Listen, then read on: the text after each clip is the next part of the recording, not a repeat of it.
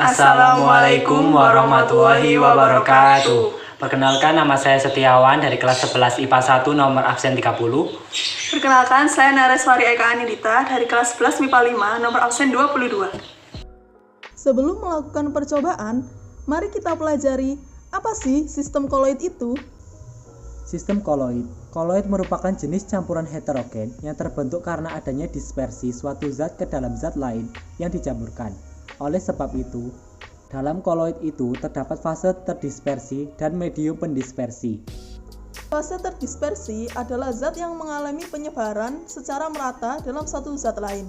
Sedangkan zat yang menyebabkan terjadinya penyebaran secara merata disebut medium pendispersi. Pengertian fase di sini berbeda dengan wujud. Hal ini dikarenakan ada zat yang wujudnya sama, tetapi fasenya berbeda. Oleh sebab itu, suatu koloid selalu mempunyai fase terdispersi dan medium pendispersi. Setelah tahu pengertian dari sistem koloid, apa saja sih jenis-jenisnya? Contoh jenis sistem koloid yang pertama adalah sol padat. Fase terdispersinya yaitu padat, medium terdispersinya juga padat. Contohnya kaca berwarna, intan hitam, garam, tambang biru, batu mulia, lipstik, pensil alis. Yang kedua yakni sol cair atau gel. Fase terdispersinya padat, medium terdispersinya cair. Contohnya kanji, minyak rambut, deodoran, tinta, cat, darah, cat kuku, masker, dan sol logam. Yang ketiga aerosol padat. Fase terdispersinya padat, medium terdispersinya gas. Contohnya debu, asap, rokok, dan sebagainya. Yang keempat, aerosol cair. Fase dispersinya cair, medium terdispersinya gas. Contohnya kabut, awan, hairspray, obat nyamuk, parfum, cat semprot, dan sebagainya. Yang kelima, emulsi padat. Fase terdispersinya cair, medium terdispersinya padat. Contohnya mentega, keju, mutiara. Yang keenam, emulsi cair. Fase terdispersinya cair, medium terdispersi cair. Contohnya susu, santan, krim, pembersih muka, dan mayones. Yang ketujuh, busa padat. Fase terdispersi gas, medium terdispersi padat.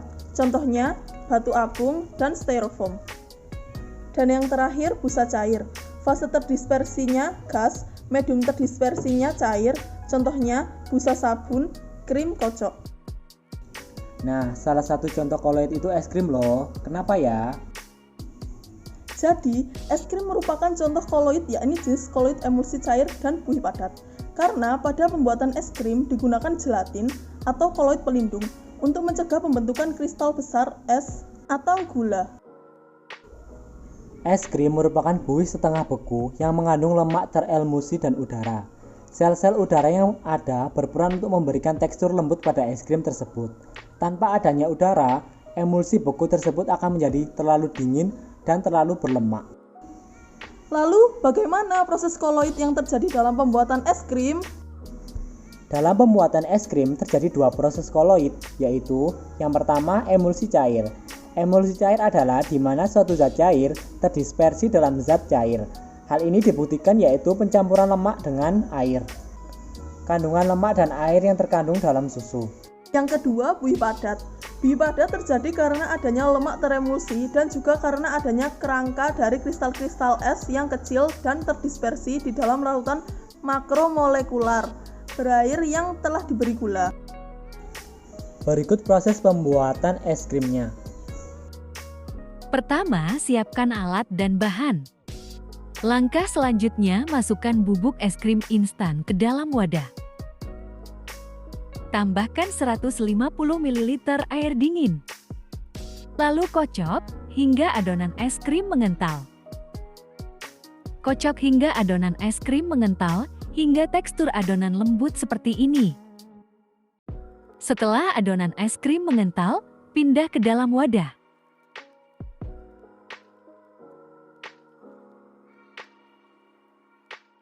Sebelum dimasukkan ke freezer, tutup rapat wadah agar es krim membeku dengan sempurna. Masukkan es krim ke dalam freezer dan tunggu hingga 8 jam. Setelah 8 jam, ambil es krim dari freezer.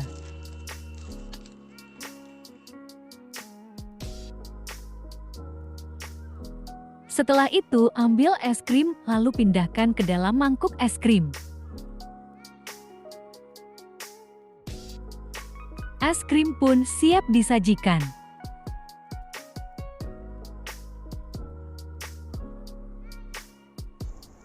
Nah, setelah tahu koloid yang terjadi pada es krim, mari kita pelajari koloid yang terjadi pada pembuatan brownies.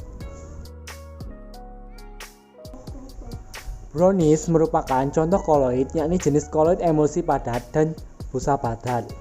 Emulsi padat adalah jenis koloid yang terbentuk dari fasa terdispersi berupa cairan dan fasa pendispersinya berupa padatan. Busa padat adalah sistem koloid dengan fase terdispersi gas dan dengan medium pendispersi zat padat. Oleh karena itu, pada proses pembuatan brownies terjadi proses pengembangan yang melepas gas karbon dioksida atau CO2 dan zat pembuih protein gluten dari tepung. Kemudian akan terbentuk lapisan tipis mengelilingi gelembung-gelembung karbon dioksida dan terbentuklah buih padat yang merupakan salah satu jenis koloid. Tak hanya itu, putih telur yang tercampur dalam adonan merupakan koloid yang dibentuk oleh fasa terdispersinya gas dalam medium pendispersinya cair, yang disebut dengan buih atau busa hingga terbentuklah emulsi padat. Terus, bagaimana proses koloid yang terjadi dalam pembuatan brownies? Dalam pembuatan brownies terjadi beberapa proses, yaitu yang pertama busa padat. Busa padat terjadi disebabkan oleh adanya protein dari tepung yang kemudian akan membentuk lapisan tipis mengelilingi gelembung-gelembung karbon dioksida atau CO2. Yang kedua yaitu emulsi padat. Emulsi padat terjadi karena pada saat pengocokkan telur dan mentega menimbulkan buih. Hal ini menandakan bahwa terjadi emulsi. Kedua zat cair ini tidak saling melarutkan. Kuning telur berperan sebagai emulgator atau pengemulsi kolesterol dan lemak. Emulgator pengemulsi yang terkandung dalam kuning telur adalah lecitin yang berfungsi untuk mengikat dan menjaga tekstur agar tetap stabil dan tidak hancur.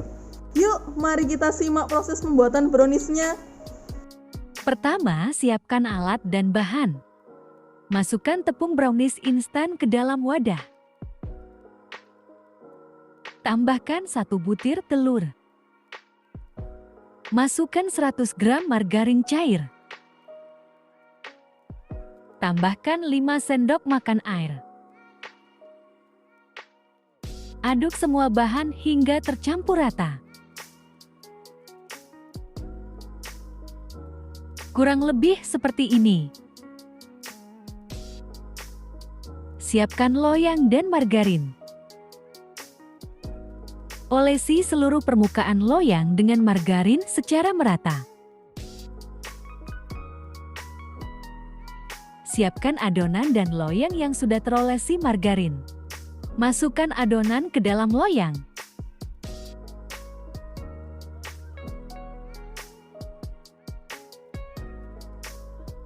Kukus adonan brownies selama 30 menit dengan api kecil. Setelah 30 menit, angkat brownies, lalu dinginkan di suhu ruangan. Siapkan kertas minyak sebagai alas, lalu keluarkan brownies dari loyang. Potong brownies sesuai selera.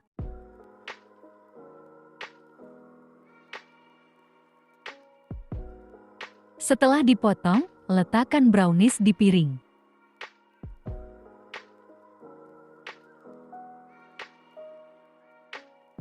Brownies pun siap disajikan. Sekian, terima kasih.